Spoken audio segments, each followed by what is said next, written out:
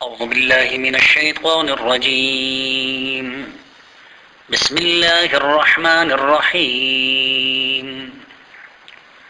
قل الحمد لله وسلام على عباده الذين اصطفى الله خير أما يشركون.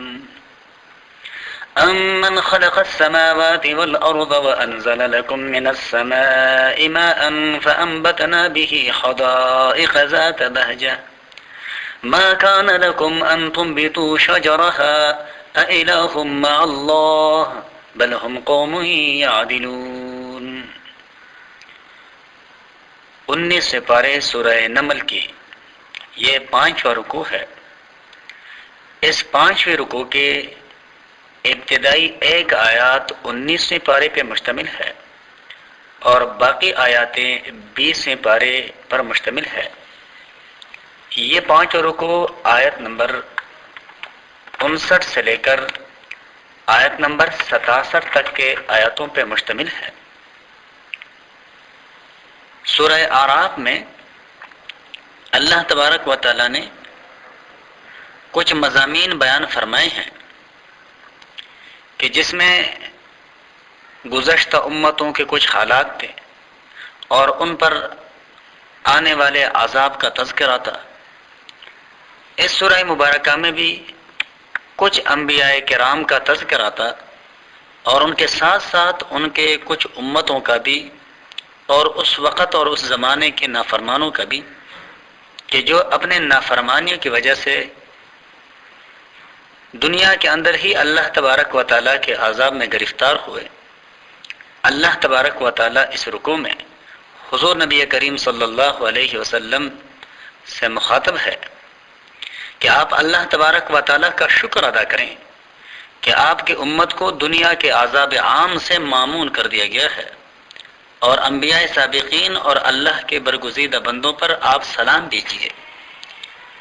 چنانچہ اللہ تبارک و تعالیٰ کا ارشاد ہے قل الحمد للہ، آپ کہہ دیجئے کہ تمام تر تعریف اللہ ہی کے لیے ہے.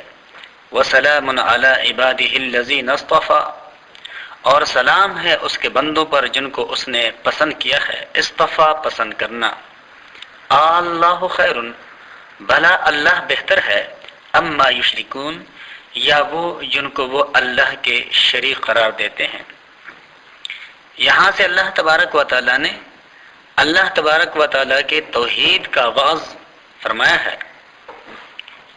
یہاں پہ 19واں پارہ اپنے اختتام کو پہنچا. اگلے آیات سے 20ویں پارے کی شروعات ہے جس میں اللہ تبارک و تعالیٰ کے قدرت کے ایسے نمونوں کا تذکرہ کیا گیا ہے سوالی انداز میں کہ جس سے ایک منکر بھی انکار نہیں کر سکتا کہ ہاں یہ ساری کاریگری اور یہ سارے صنعت کاری اللہ تبارک و تعالیٰ ہی کے ذات کی طرف سے ہیں.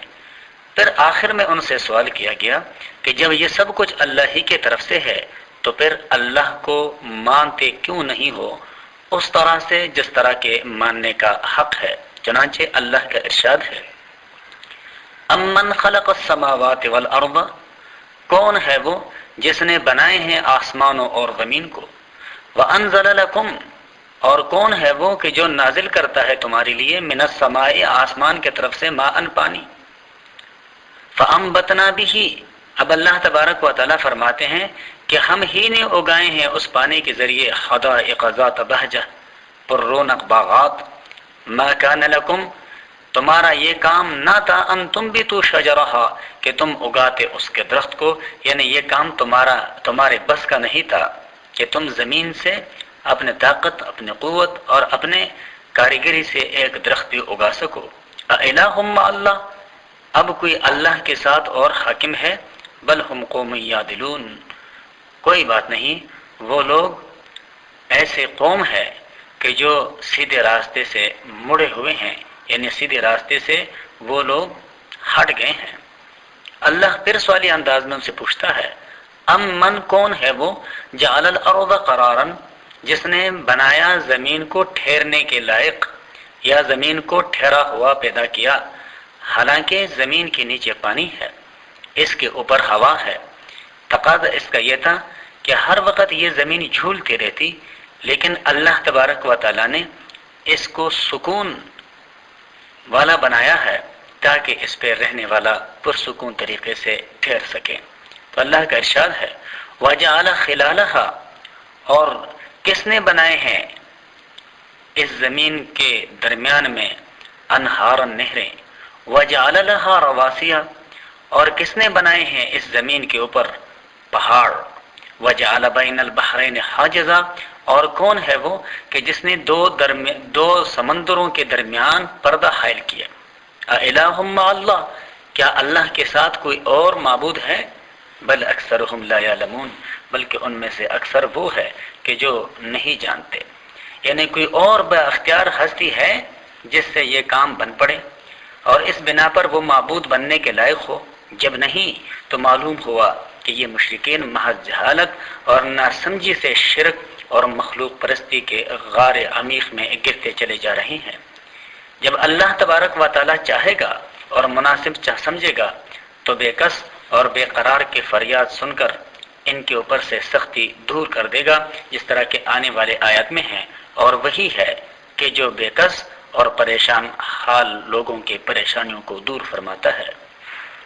امن کون ہے وہ یجیب المضطر، جو پہنچتا ہے بے کس کے پکار کو، اذا دعاہ، جب وہ اس کو پکارتا ہے، ویکشف السوء، اور کون دور کرتا ہے اس پر سے سختی، یعنی اللہ ہی ہے، ویجعلکم خلفاء الارض، اور اسی اللہ نے تم میں زمین میں اگلوں کا قائم مقام پیدا کیا ہے، یعنی ایک قوم یا نسل کو اٹھا لیتا ہے اور اس کی جگہ دوسری قوم یا نسل کو آباد کرتا ہے جو زمین میں مالکانہ اور بادشاہانہ تصرف کرتے ہیں۔ اللہ کا ارشاد ہے اَإِلَٰهٌ مَّعَ اللَّهِ، کیا اللہ کے ساتھ کوئی اور معبود یا حاکم ہے؟ قَلِيلًا مَّا تَذَكَّرُونَ، تم میں سے بہت کم اس طرف دھیان دیتے ہیں۔ یعنی پوری دھیان کرتے تو دور جانے کی ضرورت نہ پڑتی، انہی اپنے حوائج اور ضروریات اور قوموں کے عدل بدل کو دے کر سمجھ سکتے تھے کہ جس کے ہاتھ میں ان امور کے باغ ہے تنہا اسی کی عبادت کرنی چاہیے۔ اللہ کا ارشاد ہے امن، بھلا کون ہے وہ یہدیکم فی ظلمات البر، جو تمہیں راستہ بتاتا ہے جنگلوں کے اندھیروں میں، والبحر، اور دریاؤں کے، ومن یرسل الریاح، اور کون چلاتا ہے ہواؤں کو، بشرن خوشخبری سنانے کے غرض سے، بین یدی رحمتہ، اس کے رحمت سے پہلے، یعنی بارش کے نازل ہونے سے پہلے۔ اَإِلَٰهٌ مَّعَ اللَّهِ، کیا اللہ کے ساتھ کوئی اور بھی ہے، یعنی اس صنعت کاری میں۔ تعالی اللہ عما یشرکون، بلند تر ہے اللہ اس سے جو اس کے شریک بتائے جاتے ہیں یا جن کو اس کا شریک کیا جاتا ہے۔ وہی اللہ ہے کہ جو خشکی اور دریا کے اندھیروں میں ستاروں کے ذریعے سے انسانوں کی رہنمائی کرتا ہے۔ اللہ تبارک و تعالیٰ کا ارشاد ہے امن یبدأ الخلق، بھلا کون ہے وہ جس نے ابتدا سے اس کائنات کی تخلیق کی، ثم یعیدہ، پھر وہی اس کو دوبارہ پیدا کرے گا۔ ومن یرزقکم من السماء والارض، اور کون تمہیں رزق دیتا ہے آسمان کی طرف سے یعنی پانی برسا کر، والارض، اور زمین سے یعنی زمین سے اناج اگا کر۔ اَإِلَٰهٌ مَّعَ اللَّهِ، کیا اس میں اللہ کے ساتھ کوئی شریک ہے؟ قل کہہ دیجئے ہاتوا برہانکم، لے آؤ اس پر کوئی دلیل، ان کنتم صادقین، اگر تم سچے ہو سکتا ہے تو کوئی منکر کہہ دیتا کہ بھئی اس زمین کے پیداوار میں فلاں کی عملداری ہے اور فلاں کی دخل اندازی ہے، زبانی کلامی حد تک ہو سکتا ہے کہ کوئی بھی کہہ بھی دیتے۔ تو اللہ تبارک و تعالیٰ نے فرمایا کہ محض زبانی کلامی دعووں سے کچھ نہیں بنتا، اگر ایسا کوئی ہے تو اس کے معبود برحق ہونے اور اس کے مالکانہ تصرفات اس کائنات میں رہنے کے جواز پر کوئی دلیل پیش کرو۔ قل کہہ دیجئے لا یعلم، نہیں جانتا، من فی السماوات والارض، جو بھی ہے آسمانوں میں اور زمین میں، الغیب، غیب کی چیزیں، الا اللہ، سوائے اللہ کے، یعنی اللہ کے سوا غیب کا علم کوئی بھی نہیں جانتا۔ اور جن کو لوگ غیب دان سمجھتے ہیں یعنی پوشیدہ باتوں کا عالم سمجھتے ہیں، ان کے اپنے حال تو یہ ہے کہ اگر وہ انسان ہیں اور دنیا سے جا چکے ہیں تو وما یشعرون ایان یبعثون، انہیں خود اس بات کا خبر نہیں ہے کہ انہیں کب اٹھایا جائے گا۔ اس آیات میں سابق مضمون کی تکمیل اور آنے والے مضمون کی تمہید اللہ تبارک و تعالیٰ نے بیان فرمائی ہے کہ قدرت تامہ اور رحمت عامہ اور ربوبیت کاملہ یہ صرف اللہ تبارک و تعالیٰ کی صفات ہے. تو اللہ تبارک و تعالیٰ کا ارشاد ہے بل ادارک علمہم فی الآخرہ، بلکہ محدود ہے ان کا علم آخرت کے بارے میں، اس لیے کہ اس انسان کو اب کے بعد والے لمحے کے بارے میں کوئی پتہ نہیں. تو یہ دنیا میں رہنے والا انسان آخرت کے بارے میں اپنے ذرائع سے کہاں